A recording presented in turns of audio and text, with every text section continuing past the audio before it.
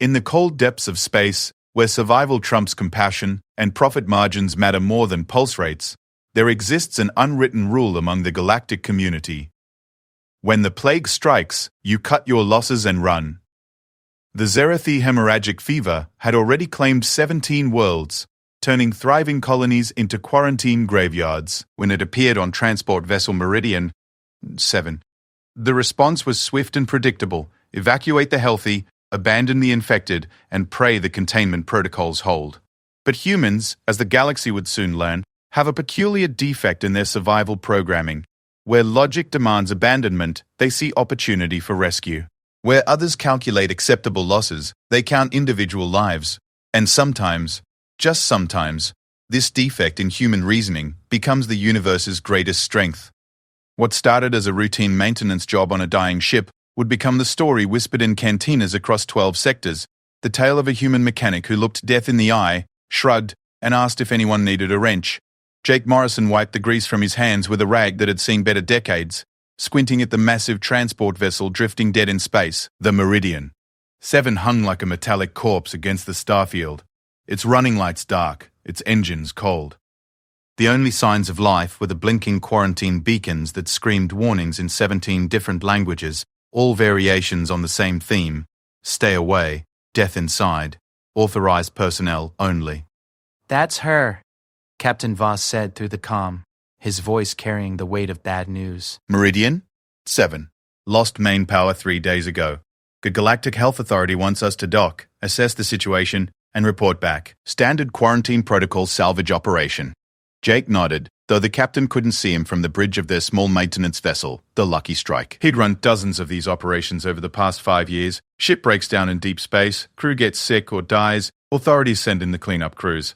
It was grim work, but it paid well, and Jake had gotten used to the silence that greeted him on dead ships. "Any survivors?" Jake asked, pulling on his environmental suit. The thing was military surplus bought cheap from a decommissioned Earth Defense Force depot. It had taken shrapnel on 3 different worlds, and still held pressure like a champ. "Negative," Voss replied. "Last transmission was 47 hours ago." Ship's medical officer reported 17 casualties from Zerathi hemorrhagic fever before communications went dark. Standard evacuation protocols were followed for the healthy crew members. Jake paused in his preparations. XHF was nasty business. He'd seen the reports from the outer colonies: the fever that turned blood to sludge, the hemorrhaging that painted bulkheads red, the way infected beings went from healthy to dead in less than 72 hours. The mortality rate was nearly 100% among most species. "Remind me why we're going aboard instead of just tagging it for deep space disposal," Jake asked, checking his suit's air recycler. "Cargo manifest shows high-value industrial equipment bound for the Kepler Station construction project," Voss explained. "The insurance company wants confirmation of total loss before they pay out. You know the drill. Visual confirmation, documentation, declaration of biological hazard. In and out 30 minutes maximum." Jake sealed his helmet and ran through the systems check. Green lights across the board. His suit's heads-up display showed 47 hours of air, enough for a week-long stay if needed. Not that he planned on staying that long. The docking procedure was smooth, their ship's automated systems linking up with the Meridian 7's emergency docking port. The connection sealed with a satisfying clunk that Jake felt through his boots.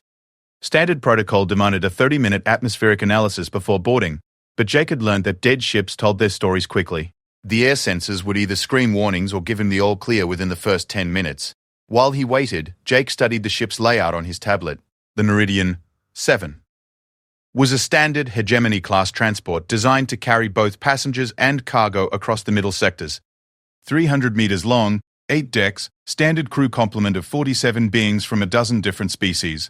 The passenger manifest showed 80 to 3 travelers, mostly traders and immigrants heading for the frontier worlds. His comm crackled.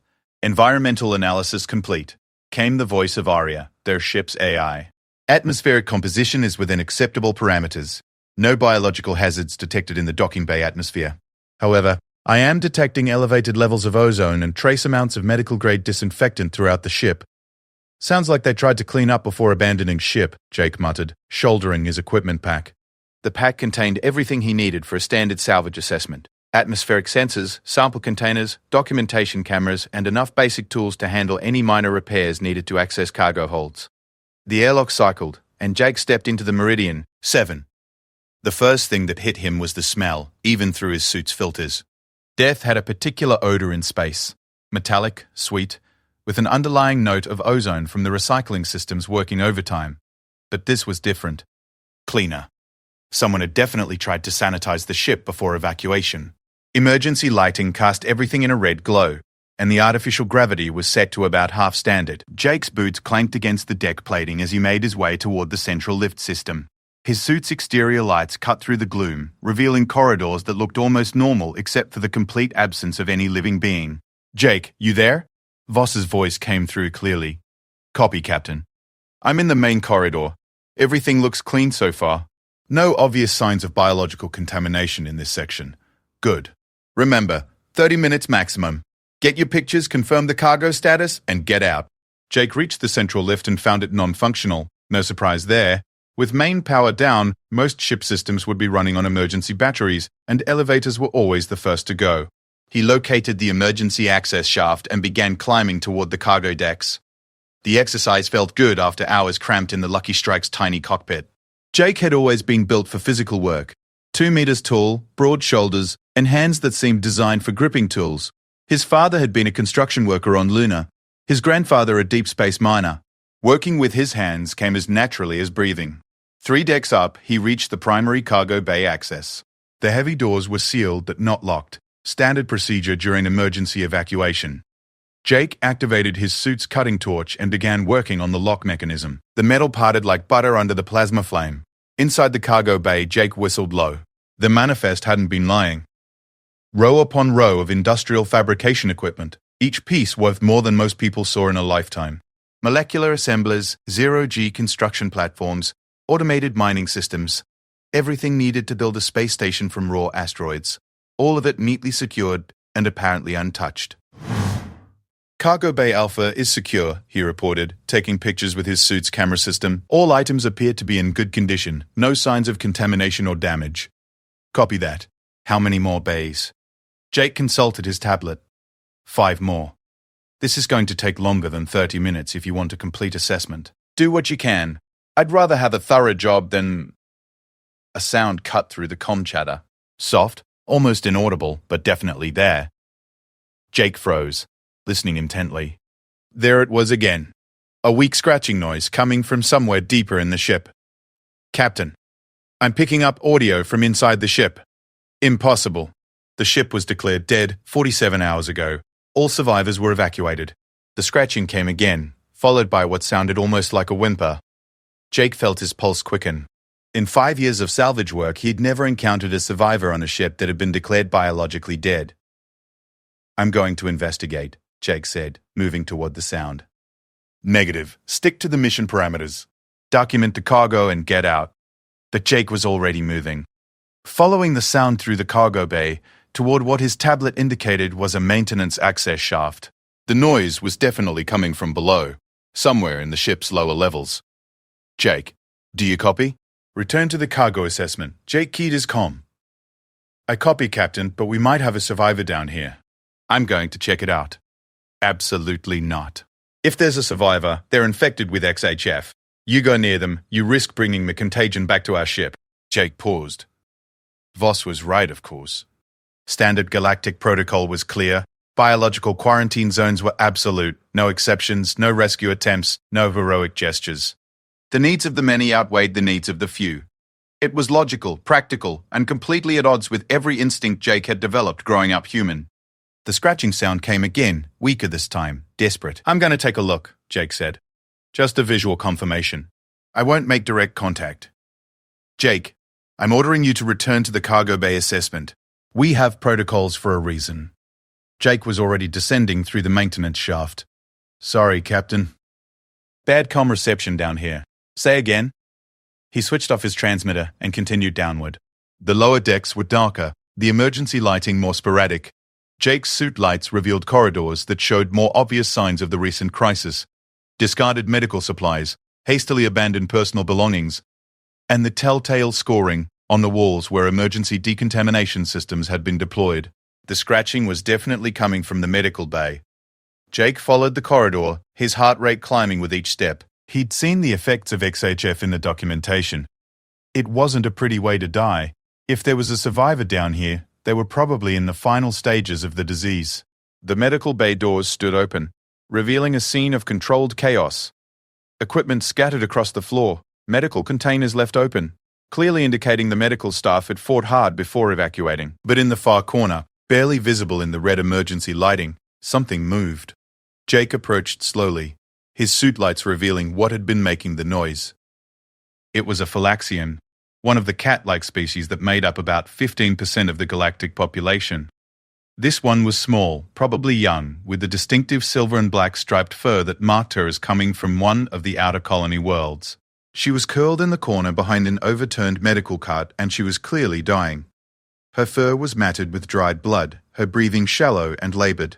The characteristic hemorrhaging of XHF had left dark stains around her eyes and mouth, but her eyes were open, and when Jake's lights fell on her, she looked up with an expression that transcended species barriers, hope, fear, and desperate gratitude all mixed together.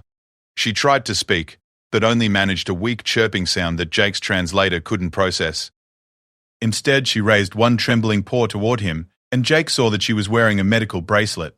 He knelt down, careful not to get too close, and activated his suit's optical zoom. The bracelet identified her as Zara Velketh, age 16 standard years, traveling with her family to the frontier colonies.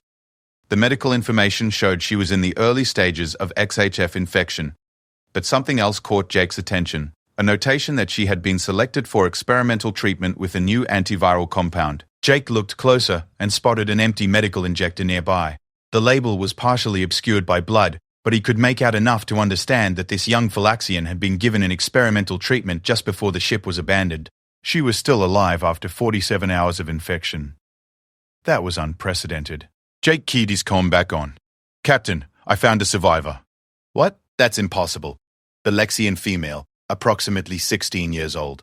She's infected with XHF but still conscious after 47 hours. That's well beyond the normal progression timeline. Jake, you need to leave immediately. Even if she's alive, she's still infected. You can't help her." Jake looked at the young Philaxian, Zara.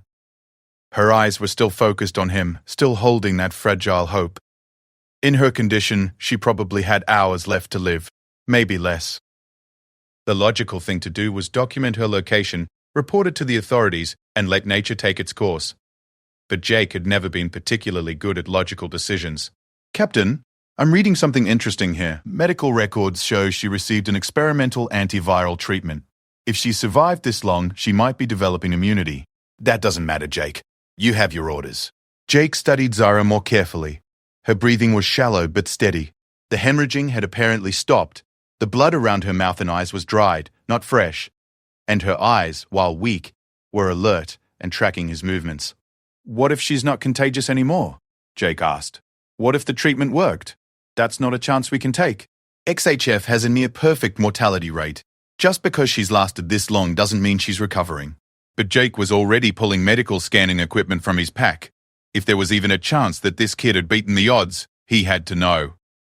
The scanner was military-grade, designed to detect biological contamination at the molecular level. He ran the scanner over Zara from a safe distance, watching the readings on his heads-up display. Heart rate elevated but steady. Brain activity normal. Blood chemistry showing signs of severe stress but no active viral replication. And most importantly, no detectable viral particles in her immediate environment. "Captain," Jake said slowly, hardly believing what he was seeing, "I think she beat it." "What are you talking about?" "The antiviral treatment. It worked." "She's not contagious. The virus is inactive in her system." Jake looked at Zara again, and this time he saw something different in her eyes. Not just hope, but trust. She somehow understood that he was trying to help her. Even if that's true, she's still critically ill. You don't have the medical equipment to treat her properly. Jake looked around the medical bay. Most of the equipment was portable, designed for use in emergency situations. IV fluids, nutrient supplements, basic life support systems. Enough to stabilize someone for transport. "I could get her back to our ship," Jake said. "Get her to a proper medical facility." "Absolutely not.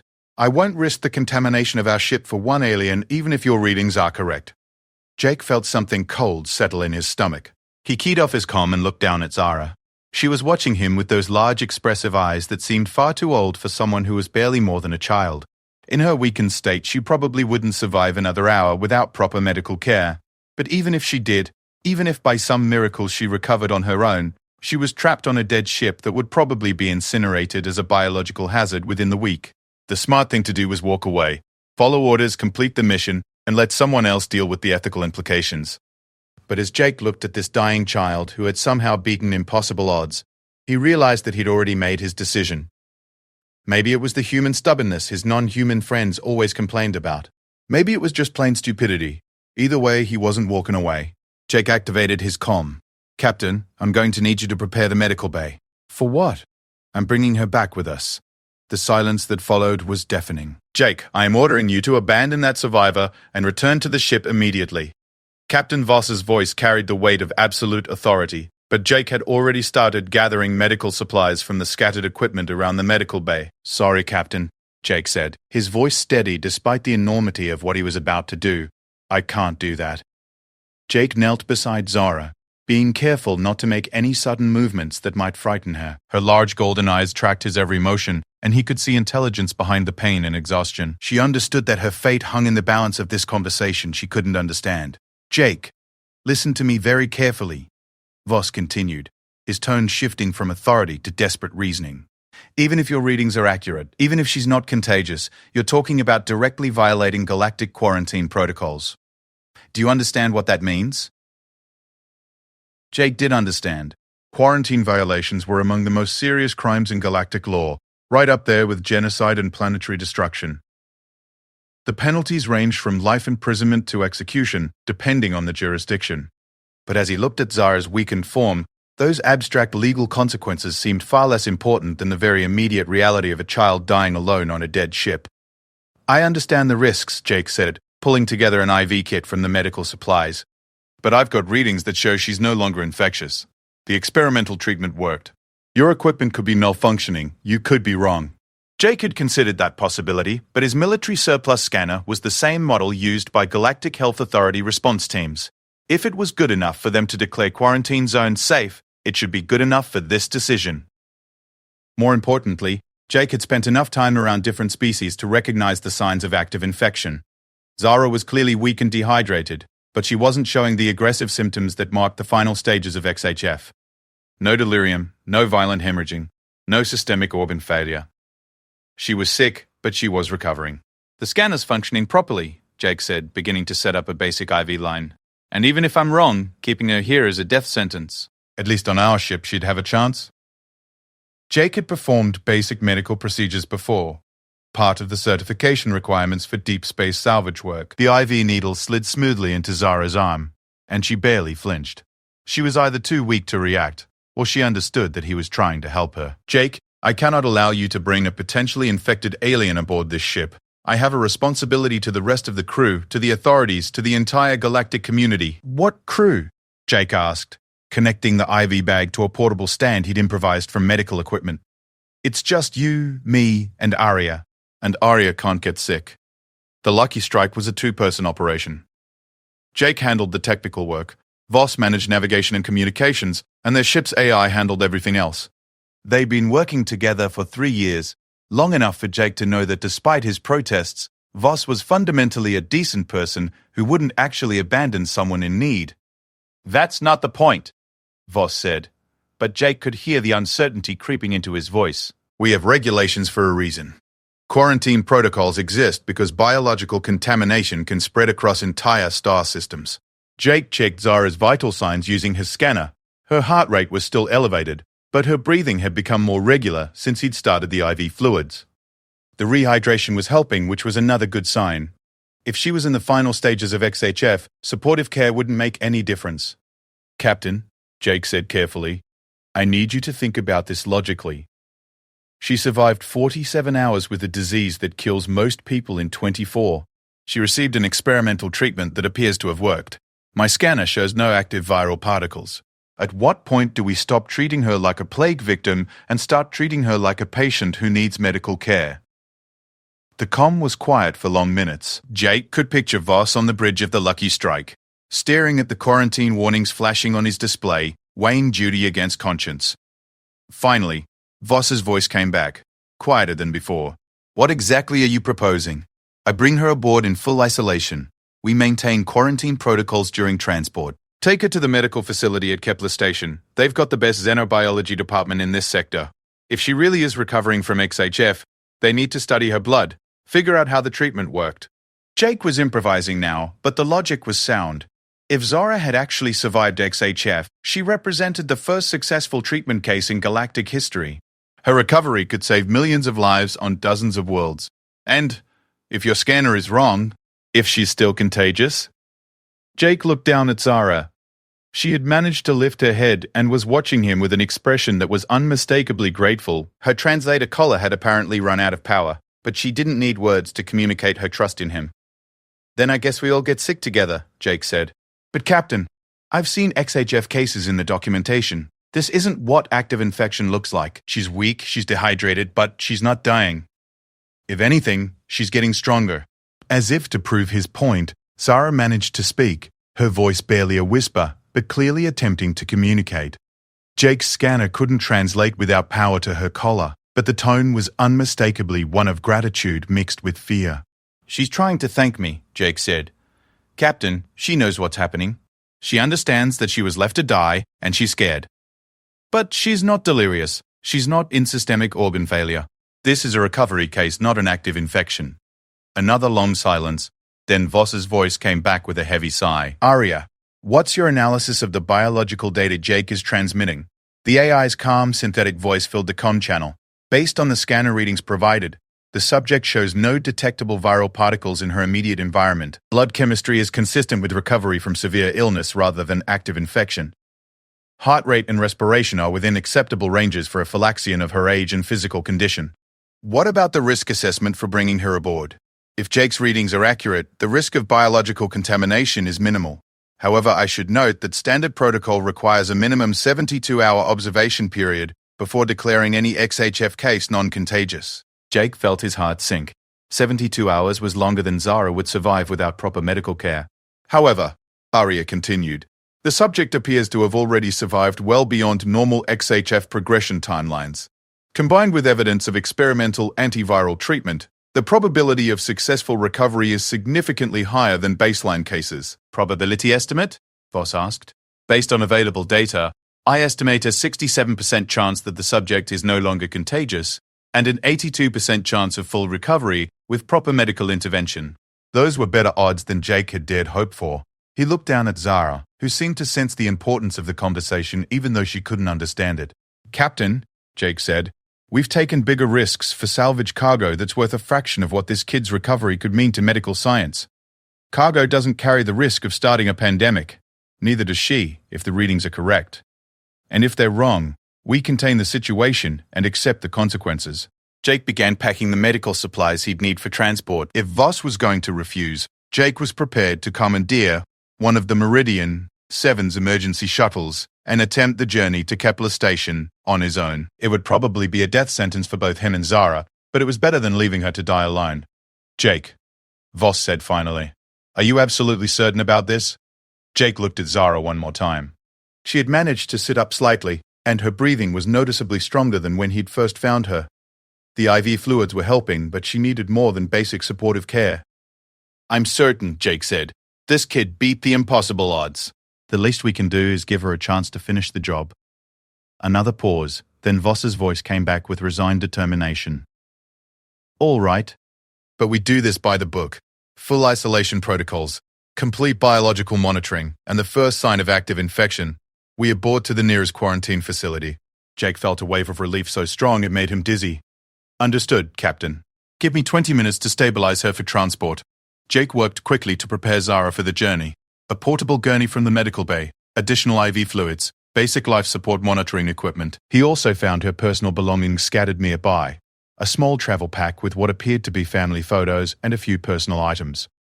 As he worked, Zara watched him with those expressive golden eyes. She tried to speak several times, but her voice was too weak for effective communication. Jake wished he could tell her that she was going to be okay, that help was coming, that she hadn't been forgotten. Instead, he did what he'd always done best. He worked with his hands, preparing everything she'd need for the journey ahead. The transport back to the Lucky Strike was nerve-wracking. Jake had jury-rigged a portable isolation chamber using emergency equipment from the Meridian 7, but he was acutely aware that he was betting both their lives on scanner readings and medical intuition.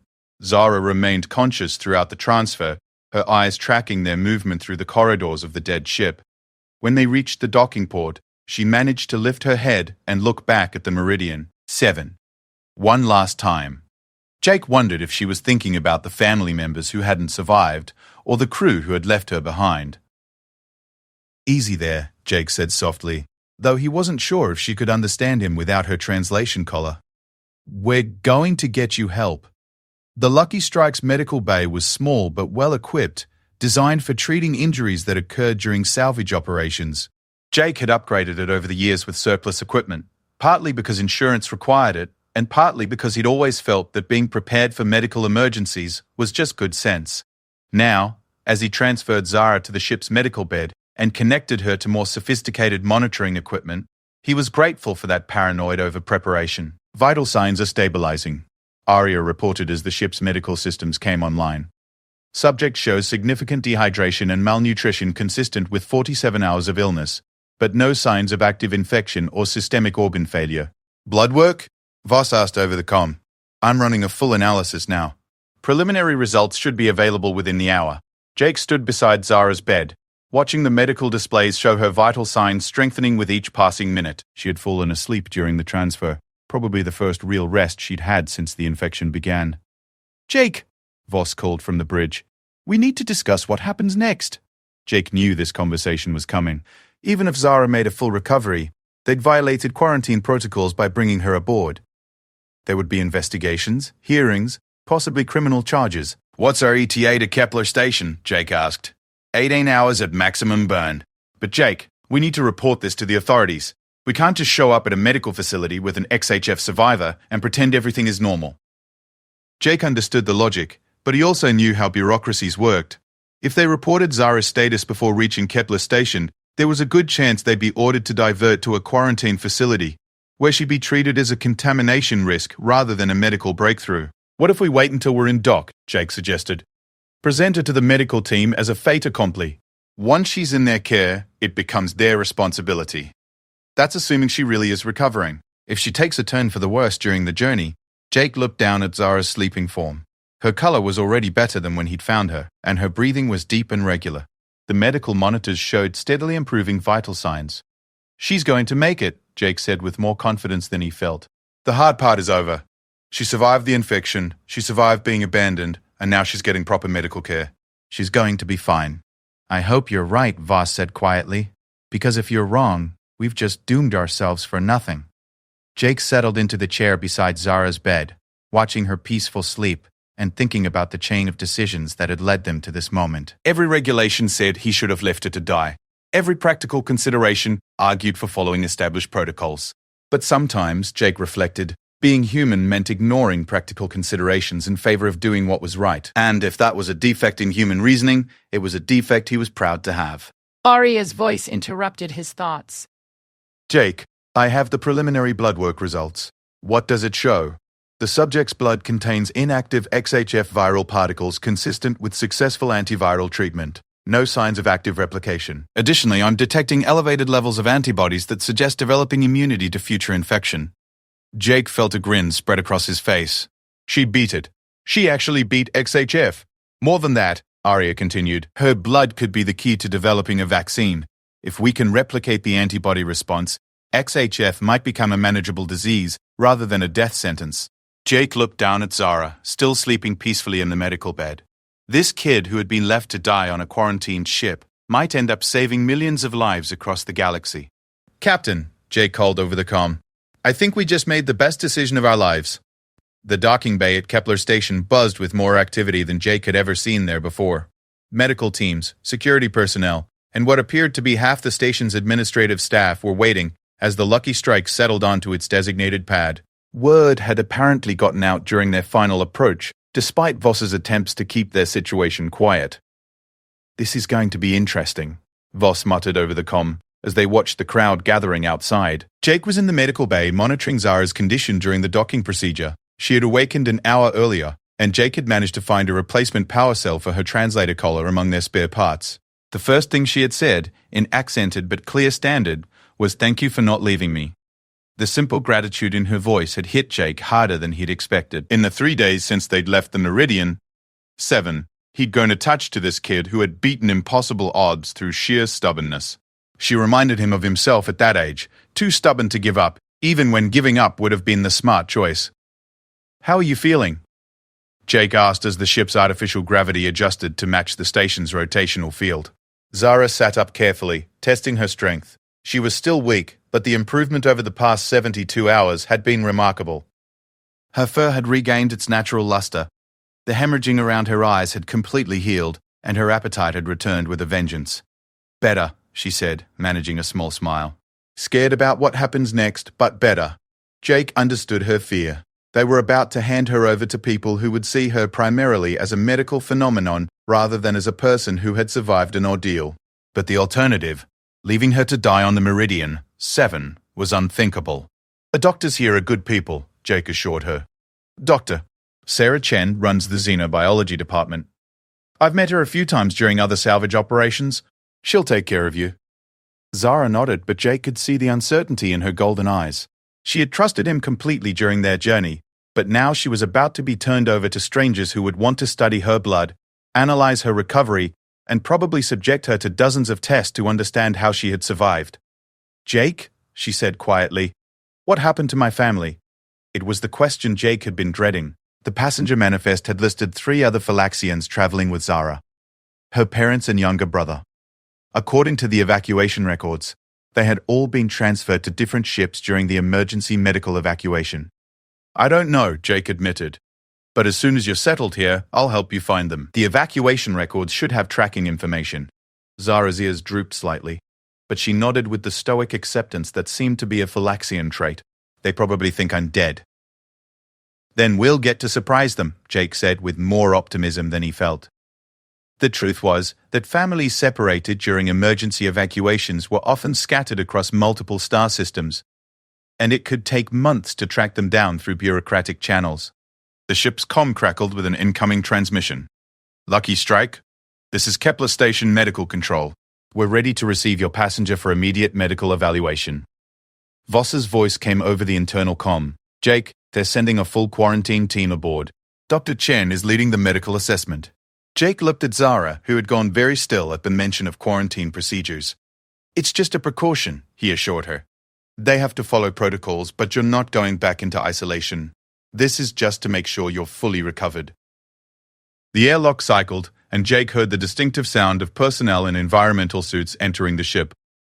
A few minutes later, Dr. Sadley, Sarah Chen appeared in the medical bay doorway, her face visible behind the faceplate of a full biological containment suit. "Jake Morrison," Dr. Chen said, her voice slightly distorted by the suit's comm system. "When I heard you'd brought back a live XHF survivor, I thought someone was playing a very elaborate joke." "No joke, Doc." "Meet Zara Velketh, the toughest kid in the galaxy." "Doctor." Chen approached the medical bed slowly, her movements careful and non-threatening. Jake had worked with her before and knew that beneath the intimidating medical expertise, she was genuinely compassionate toward her patients. "Hello, Zara," Dr. Chen said gently. "I'm Dr. Chen. How are you feeling?" "Tired," Zara replied honestly, "but much better than 3 days ago." Dr. Chen began her examination, using a portable scanner similar to Jake's but with more sophisticated analysis capabilities. Jake watched her face as she reviewed the readings, seeing her eyebrows rise with apparent surprise. "Remarkable. Doctor," Chen murmured. "Jake, your preliminary assessment was correct. She's showing complete viral clearance with strong antibody development. This is unprecedented." Jake felt a surge of vindication. For 3 days, he'd been second-guessing his decision to bring Zara aboard, wondering if he'd risked their lives for a hopeless case. But the medical evidence was clear. She had beaten XHF against impossible odds. "What happens now?" Zara asked, her voice small but steady. Dr. Chen finished her scan and looked directly at Zara, her expression visible through the helmet faceplate. "Now we get you properly checked out, make sure you're completely healthy, and then we figure out how you did what no one else in galactic history has managed to do. Will it hurt?" "Some tests might be uncomfortable," Dr. Chen admitted, "but nothing painful. And Jake can stay with you through the initial evaluation if you'd like. Zara looked at Jake with obvious relief. Please? Jake nodded. I'll be right there with you. The transfer to the station's medical facility went smoothly. Zara was transported in a medical isolation pod as a precaution, but Jake could see through the transparent aluminum that she was alert and calm. The medical team treated her with professional respect rather than as a contamination risk, which seemed to help her mood considerably. Kepler Station's xenobiology department was impressive even by galactic standards. The facility served dozens of species and maintained research programs for some of the most challenging diseases affecting interstellar civilization. If anyone could figure out how Zara had survived XHF, it was the team here. Dr. Phone. Chen led them to a private medical suite that looked more like a hotel room than a hospital ward. We'll start with basic blood work and tissue samples, she explained to Zara. Nothing invasive, just enough to understand what happened to your immune system during the infection. Over the next several hours, Jake watched Zara submit to a battery of tests with patient courage. Blood draws, tissue scans, neural activity monitoring, and detailed interviews about her symptoms during the infection. Through it all, she remained cooperative, but clearly exhausted. That's enough for today, Dr. Chen announced as Zara's eyelids began to droop during the final interview. We can continue tomorrow after you've had proper rest. As the medical team filed out, Jake remained behind with Zara, who had already claimed the room's comfortable bed as her own. How are you holding up? He asked. It's strange, Zara said thoughtfully. 3 days ago, I thought I was going to die alone on that ship. Now everyone wants to know how I survived. Jake understood the psychological whiplash she was experiencing. From abandoned plague victim to medical miracle in less than a week was a lot for anyone to process, especially someone who was barely more than a child. Get some rest, Jake said. I'll be here when you wake up. But as Zara drifted off to sleep, Jake's comm unit chimed with an incoming message from Captain Voss. Jake, we need to talk. There are some people here who want to speak with us. Jake stepped into the corridor to find Voss waiting with 3 individuals he didn't recognize. 2 wore the formal uniforms of Galactic Health Authority investigators, while the third was dressed in the simple robes that marked him as a member of the Interspecies Ethics Council. Mr. Morrison, the lead investigator said. I'm Inspector Valdez with the GHA. We need to discuss your actions regarding the quarantine violation on the Meridian 7. Jake had been expecting this conversation, but he'd hoped to have more time to prepare. What would you like to know? You deliberately violated established quarantine protocols by removing a potentially infected individual from a declared biological hazard zone. Inspector Valdez continued. This action placed your ship, this station, and potentially the entire sector at risk. The individual in question was no longer infectious, Jake replied evenly. My scans showed clear viral clearance and developing immunity. Your scans, the second investigator interjected, are not sufficient justification for violating protocols that exist to protect billions of lives. The Ethics Council member stepped forward. However, he said in a calm, measured tone, the individual in question appears to represent the first successful XHF recovery in galactic history. The potential medical benefits of studying her case could save countless lives. Jake felt a small surge of hope. If the Ethics Council was willing to consider the positive outcomes of his decision, maybe this wouldn't end with criminal charges. The question, Inspector Valdez said, is whether the ends justify the means. Mr. Morrison, you had no way of knowing that your assessment was correct when you made the decision to violate quarantine. That's true, Jake admitted. But I also knew that leaving her would guarantee her death. I had to weigh certain death against possible risk. And that calculation is not yours to make, the second investigator said sharply. Quarantine protocols exist precisely because individual judgment cannot be trusted in biological emergencies. Jake felt his temper beginning to rise. So I should have left a child to die because regulations said it was the smart thing to do. You should have followed established procedures designed to prevent pandemic outbreaks. Gentlemen, the Ethics Council member interrupted. Perhaps we could focus on the current situation rather than relitigating past decisions. The fact remains that Miss Velketh is here, she appears to be healthy, and her recovery could revolutionize our understanding of XHF treatment. Inspector Valdez nodded reluctantly. That's true, which is why we're prepared to offer Mr. Morrison and Captain Voss a deal. Jake and Voss exchanged glances. In their experience, deals offered by government investigators were rarely as beneficial as they initially appeared. What kind of deal? Voss asked. Full cooperation with the medical research into Miss Velketh's recovery. Complete disclosure of all data, scans, and observations made during her transport. In exchange, We'll classify this as a medical rescue operation rather than a quarantine violation. Jake considered the offer. It meant they'd avoid criminal charges, but it also meant that Zara would become the subject of intensive medical scrutiny. What about Zara's rights in all this? Does she get a say in how much testing she's subjected to? Miss Velketh is a minor, Inspector Valdez replied. Medical decisions will be made by her legal guardians once they're located. And if they can't be located, then the decision falls to Station Medical Authority under emergency protocols. Jake didn't like the sound of that. Bureaucrats making decisions about Zara's life based on research value rather than her well-being was exactly what he'd been trying to avoid.